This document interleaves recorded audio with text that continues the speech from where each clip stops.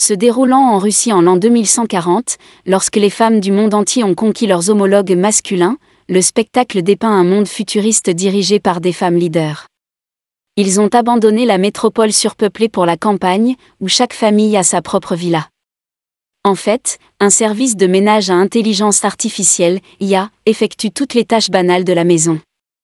Ils peuvent prendre leur température corporelle, préparer des repas, choisir des divertissements en fonction de l'état émotionnel de leur propriétaire et même leur créer des armoires originales. L'espérance de vie moyenne des femmes est passée à 150 ans depuis que les hommes sont devenus l'espèce minoritaire. Tout cela est dû à l'élimination des préjugés, de l'agression et de la guerre. Lisa, une dame de 50 ans qui enseigne l'histoire dans une école voisine, est le personnage principal du film. Le matin, elle allume la télé et voit une dame tenant une pancarte, se mobilisant pour une cause qui lui tient à cœur. Elle défend le droit de toutes les femmes à concevoir naturellement avec des hommes plutôt que par insémination artificielle.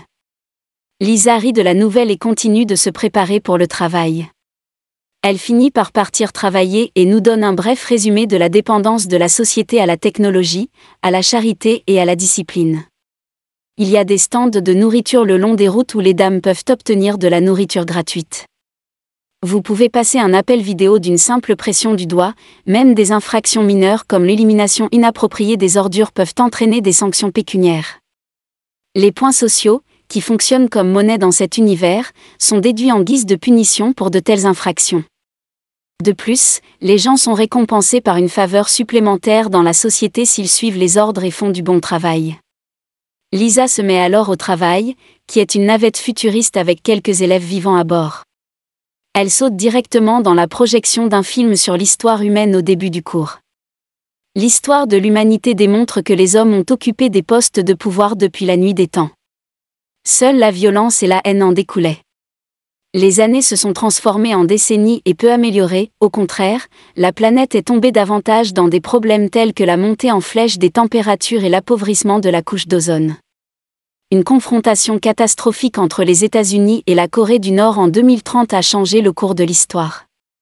Dans un effort pour anéantir la population masculine des forces armées américaines, des scientifiques de Pyongyang ont créé un virus. Cependant, le virus s'est rapidement propagé aux régions voisines, où il a tué 99% de la population masculine mondiale.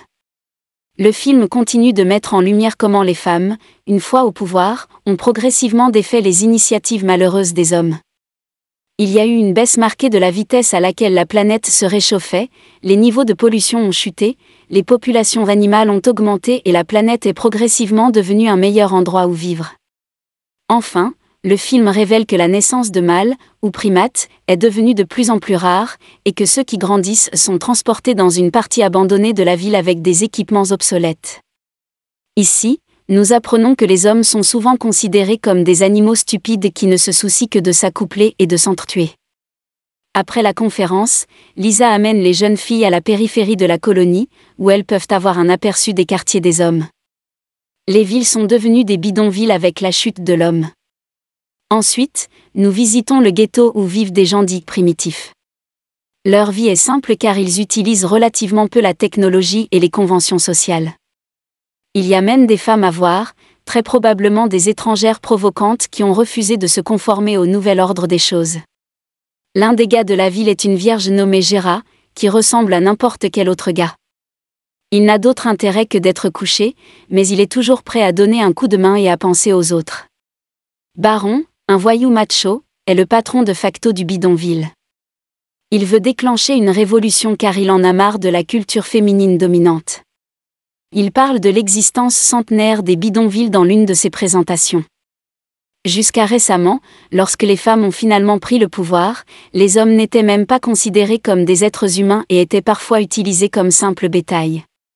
Cependant, le courageux grand-père de Baron a finalement quitté cette communauté et est arrivé dans la ville, où il a commencé à construire les bidonvilles à partir de zéro. En fait, il a même amené quelques dames dans le but de procréer. Lisa et sa classe entrent alors que tout le monde écoute attentivement l'orateur. Il s'avère qu'elle les a emmenés aux zoos pour qu'ils puissent observer les primates de près. L'indignation des hommes de se voir dépeints comme de simples bestiaux est prévisible. Gérard s'approche finalement de Lisa et d'une étudiante appelée Maria alors qu'elles entrent dans une zone restreinte et tentent de les dissimuler. Même lui embrasse Lisa de manière inattendue dans cet état d'excitation. Pour distraire Gérard, elle siffle immédiatement, mais cela attire l'attention d'autres hommes qui s'approchent rapidement et capturent les filles. Après cela, Baron organise un concours de gifles avec le gagnant qui s'accouple avec toutes les femmes. Gérard, inquiété de leur sécurité, s'inscrit à l'événement, seulement pour découvrir qu'il serait en compétition contre un gigantesque. Par chance, Gérard plonge hors du chemin de la patte tranchante du géant, assommant le baron adjacent dans le processus. Les femmes embarquent rapidement dans leur navette, tandis que Gérard se dirige droit vers la maison de son grand-père. Le scénario suivant présente une navette faisant un arrêt au stand à un point de contrôle typique pour acheter des batteries. Étonnamment, Gérard émerge de l'un des barils de la batterie une fois qu'elle reprend son mouvement. Julius, le propriétaire de la navette, est surpris d'entendre cela. Il a été révélé que Julius est un gardien de graines, dont la seule responsabilité est de distribuer le sperme aux femelles. Les gardiens de semences sont les seuls hommes de la société qui ont le même statut et le même respect que les femmes. Même si Julius n'a jamais eu de compagnon en dehors du travail, il trouve de manière inattendue Gérard engageante et le laisse rester. Les deux ont une longue conversation au cours de laquelle Julius échantillonne une partie du clair de lune du primate. Malheureusement pour lui, il boit trop et tombe de la navette en mouvement. Après avoir réalisé que les gars qui travaillent pour Baron sont sur ses traces, Gérard propose une stratégie. Il se déguise en nouveau gardien de graines, enfilant la combinaison de rechange de Julius. La navette atteint finalement la colonie de Two Hills, où une barrière invisible disparaît et le Seed Keeper est laissé à l'intérieur. Gérard descend à contre-séhur et la superbe cycliste féminine lui fait visiter la ville. De nombreuses femmes le long de la route le saluent avec enthousiasme. Lisa est également présente, mais elle semble inconsciente de Gérard. Devant un public de télévision en direct, Gérard jure de n'avoir que des enfants sains et intelligents en mâchant la pomme de la vie éternelle. Après cela, il est envoyé dans sa chambre pour une pause, mais malgré son statut de vierge, Gérard insiste sur le fait qu'il veut se remettre au travail immédiatement. Ainsi, un ouvrier fait entrer Gérard dans la salle de reproduction, où une femme d'âge moyen en surpoids appelée Bertha l'accueille, à son grand dam. Il est alors chargé de prendre un siège, à quel point une pipe est attachée à sa maoude et commence une traite torrentielle. Au début, Gérard hésite à y aller, mais ensuite il commence à voir des images de Lisa et se détend. Cependant, Lisa, comme Gérard, n'a pas été en mesure de le sortir de sa tête et s'attarde constamment sur lui. Gérard est informé de la base de reproduction composée de jolies femmes le lendemain matin, où lui et d'autres gardiens de semences comme lui sont soignés. Les garçons passent la journée à se faire masser et à se faire servir des repas gastronomiques dans le but de les garder en bonne santé et satisfaits. Gérard devient excité d'être entouré de tant de femmes attirantes et a besoin d'un « soulagement des mains » dans les toilettes. En revanche, cela déclenche une alerte à la base chaque fois qu'il le fait. Il semble qu'à la colonie de Two Hills, vous n'êtes pas autorisé à utiliser le soulagement des mains. C'est déjà assez grave qu'il soit illégal de se livrer à des actes homosexuels, mais c'est bien pire d'y penser. Ailleurs, Lisa et sa mère, Paulina, et sa grand-mère, Anya, sont au tribunal. L'étudiante précédente, Maria, aurait confié aux autorités avoir été momentanément saisie par des singes. Pour cette raison, le tribunal détermine si elle et Lisa sont coupables ou non. Lisa informe son amie la plus proche Tanya qu'elle a été embrassée par un singe, et au début, la nouvelle les rend tous les deux anxieux. Cependant, Tanya rassure Lisa que personne ne sera au courant de l'incident. Le procès va bientôt commencer et Vivien, la mère de Maria, une conseillère éminente de la colonie, tentera de rejeter la faute sur Lisa. Cependant, Lisa ne garde pas le silence et avoue à la place que Maria avait demandé qu'il visite les bidonvilles. Elle fournit même des preuves vidéo de son IA pour étayer ses déclarations. Lisa va établir son innocence avec cela, mais sa méchante meilleure amie, Tanya, sabote ses plans en révélant qu'elle a été embrassée par un singe. Lorsque le tribunal entend cela, il ou elle est aussi étonné que nous inflige une peine de 80 heures de travaux d'intérêt général à Lisa tout en accordant 20 points sociaux à Tanya pour sa franchise. Pendant ce temps, le grand-père de Gérard s'approche de Julius après qu'il se soit accidentellement promené dans les bidonvilles. Ce vieil homme a décidé de l'aider, mais à condition qu'il ne révèle pas qui il est vraiment. Gérard sent qu'il n'a pas d'autre choix que d'abandonner et d'acquiescer. Baron, qui traînait là-bas, l'accueille plus tard. De son côté, Julius tente de faire bouger les choses, mais Baron y met rapidement un terme en lui faisant un doigt d'honneur. Le même jour, dans le but d'améliorer son apparence, Julius se fait couper les cheveux. Une femme, manifestement séduite par ses traits merveilleux, s'approche de lui peu de temps après pour soigner son doigt. Baron, malheureusement, en est conscient et son envie grandit en conséquence. Puis il donne des instructions à l'énorme garde du corps pour s'occuper de l'inconnu. Le mastodonte accepte le défi de Julius pour une bataille de gifles sans hésitation. Un peu plus tard, la ville commun qu'il s'est réunie pour voir les préparatifs de combat. Le combat commencera bientôt, le mastodonte prenant les premières oscillations. Il claque Julius de toutes ses forces, mais à la stupéfaction de tous, Julius se relève tout de suite. Il le poursuit avec une main droite mortelle qui laisse tomber le monstre comme un rocher. Cependant, Bertha organise souvent des promenades pour les Seedkeepers. Gérard devient frustré par les réglementations strictes du voyage après un certain temps. Si un gardien de semences doit péter, par exemple, il doit d'abord obtenir la permission avant d'entrer dans une capsule de paix. Quelque temps plus tard, la fête atteint ce qui semble être une statue de Greta Thunberg. Il s'avère qu'elle est vénérée comme une divinité ici. Alors que la plupart des gens du bureau sont en prière, Gérard a rassemblé quelques-uns de ses collègues et les a exhortés à prendre un peu de temps pour une activité légère. 3 des hommes sont d'accord, alors ils se dirigent vers l'eau pour tenter leur chance à la pêche. Les garçons là-bas ont remarqué que Gérard ne se rasait pas les jambes, ce qui est un non majeur dans les limites de Two Hills. De plus, ils découvrent qu'il est en possession d'un briquet, qui est une arme potentiellement mortelle. Mais plutôt que de se méfier, les gars admirent l'esprit de défi de Gérard et le voient comme un modèle. Avec cela, ils peuvent attraper du poisson et passer un bon moment jusqu'à ce qu'une alarme incendie voisine se déclenche et les expose. En conséquence, ils doivent passer une journée entière à visiter l'école dans le cadre de leur punition. Le lendemain matin, lors de l'un des massages fréquents de Gérard, sa soignante est remplacée de manière inattendue, et la nouvelle s'avère être Lisa. Il s'avère qu'elle purge sa peine dans la base de reproduction. Gérard et Lisa sont toutes les deux stupéfaites de se voir, mais elles ne se disent rien. Les 4 gardiens de semences qui ont enfreint les règles sont ensuite emmenés au centre de formation de la communauté. Là, les étudiants sont soumis à une série de conférences destinées à les convaincre que les femmes sont l'espèce supérieure et que les hommes sont inférieurs et doivent se soumettre à eux. D'autres normes sociales taboues, telles que s'engager dans des rapports sexuels ou fantasmer à ce sujet, sont également légitimées dans les présentations. Lisa et sa grand-mère, Anya, sont également présentes pour le voyage. Ils se tiennent à l'écart, mais observent tous les deux Gérard à distance et rient de sa maladresse. Anya, qui est un peu puriste et peu sensible aux tendances d'aujourd'hui, le trouve adorable. De plus, elle avertit sa petite fille de cacher sa véritable identité. Une fois que tout le monde est rentré chez lui pour la journée, Gérard s'adresse à ses collègues gardiens de semences pour expliquer que, contrairement aux leçons du jour, il est parfaitement acceptable d'avoir des impulsions sensuelles. L'un des gars est tellement énervé par cela qu'il s'approche de Lisa et lui demande de se déshabiller devant lui. Pour éviter que les choses n'empirent, Gérard intervient et chasse le gars, protégeant efficacement Lisa pour la 2e fois. Au lieu de dire gratitude, Lisa lui offre 30 minutes avant de dévoiler son secret aux autorités. Pendant ce temps, dans le bidonville, Julius commence à amasser une base de fans petites mais dévouées.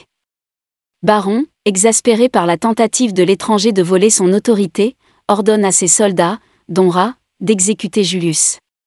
Conformément au plan, le groupe, y compris Julius, se rend dans un grand magasin fermé sous prétexte de récupérer des fournitures. De manière inattendue, Julius se montre habile dans la tâche à accomplir et parvient même à récupérer quelques morceaux savoureux.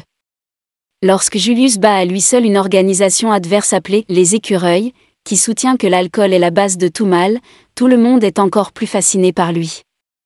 Pour cette raison, ils ont décidé d'épargner sa vie et de le renvoyer dans les bidonvilles. Mais il s'avère que Vivien, la conseillère, n'est pas une sainte après tout.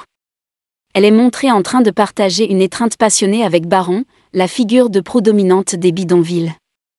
Le lendemain, Vivien vérifie les photos des nouveaux gardiens de semences et découvre que le vrai Julius a disparu. Elle découvre que l'imposteur est un singe des bidonvilles d'après les détails que Baron a partagés avec elle la nuit dernière. Elle donne immédiatement l'ordre de diffuser une alerte d'urgence à travers la colonie à son aide. Pendant ce temps, Gérard, qui est clairement terrifié, tente de sortir de la zone mais est bloqué par la barrière. Il n'a d'autre choix que de rentrer clandestinement dans la colonie. Lorsque les sirènes commencent à retentir, il voit Lisa et la supplie de venir l'aider. Comme on pouvait s'y attendre, Lisa ne veut rien avoir à faire avec lui, mais après que Gérard évoque les fois où il a sauvé la journée, elle change d'avis. La police arrive bientôt et Lisa et Gérard doivent faire une sortie rapide. Malheureusement, son ex-meilleure amie Tania les voit en flagrant délit alors qu'ils tentent de s'échapper.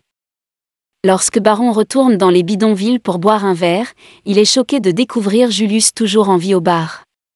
Son bras droit, Ra, répond que Julius est un homme bon qui leur a sauvé la vie lorsqu'il interroge furieusement les autres hommes sur les raisons pour lesquelles ils ne l'ont pas exécuté. Au milieu du conflit croissant, Julius prend la parole et appelle à une solution démocratique. Il soutient que tous ceux qui y vivent ont le droit d'avoir leur mot à dire sur les questions qui les concernent. Tous les clients à l'intérieur du pub commencent également à crier son nom, et Baron est obligé d'admettre qu'il doit les rencontrer à l'amiable. Ensuite, ils ont une discussion dans les quartiers privés de Baron. Alors que Julius soutient la liberté universelle de choix, Baron est attaché à la tyrannie perpétuelle. Cependant, ils font un compromis sur la tenue d'élections pour choisir qui dirigera le bidonville. Au lendemain du départ de Julius, un baron anxieux convoquera dans sa chambre et exige qu'il participe lui aussi à l'élection. À son avis, s'il y a 3 autres candidats, le soutien des électeurs sera partagé et Julius aura plus de mal à s'imposer. Le rituel du vote commence la nuit et chaque habitant des bidonvilles vote individuellement. En fin de compte, Baron n'obtient aucune voix, mais personne ne s'attendait à ce que rabatte Julius, et il finit par remporter l'élection par 2 voix. Comme prévu, la plupart des habitants continuent de considérer ce dernier avec méfiance en raison de son statut de nouveau venu. Pendant ce temps, Lisa amène Gérard chez elle parce qu'il n'a nulle part où aller, et sa grand-mère Anya tente de trouver un plan pour le faire sortir de là. Malheureusement, l'assistante de Vivien se présente pour inspecter avant de pouvoir trouver une solution. Anya a Gérard, Lisa et un chat de compagnie enfermé dans le placard avant de la laisser entrer. Découvrez pourquoi il est illégal à Twills de posséder un animal de compagnie ou de garder un animal sauvage comme animal de compagnie. Bientôt, l'aide de Vivien entrera dans la maison et commencera à chercher les fugitifs. Tania a repéré le singe, surnommé Gérard, et Lisa s'enfuyant, dit-elle. Anya refuse d'abandonner les criminels et insiste sur le fait qu'elle ne les a pas vus malgré les demandes répétées de sa mère. L'assistant va partir peu de temps après, mais leur couverture est soufflée lorsque le chat éternue dans le placard. Anya l'assomme d'un coup à la tête avant qu'elle ne puisse annoncer la nouvelle à Vivien. Étant donné que la barrière ne peut être brisée que par un projectile se déplaçant à des vitesses supérieures à 80 km/h, Anya a maintenant produit une moto et a demandé à Gérard de la prendre. En tant que criminelle recherchée dans la colonie, elle ordonne également à Lisa de le fuir. Conformément à la directive, les deux ont commencé leur voyage, Gérard augmentant la vitesse de la moto à plus de 80 km/h. Les deux réussissent dans leur tentative de franchir la barrière. L'accident détruit la moto et la déchire en lambeaux, mais heureusement, ils ont apporté des vêtements de rechange. Lisa n'a d'autre choix que de rester avec Gérard maintenant qu'elle a été acculée. Les deux partagent un feu nocturne et un lit. Gérard capture un écureuil pour le petit déjeuner le lendemain et le mange après l'avoir préparé. Lisa, quant à elle, a peur des animaux cuits car elle a passé toute sa vie à ne manger que des végétaux. Lisa pousse enfin un cri qui attire l'attention de certains hommes de la région, signalant la conclusion de l'épisode.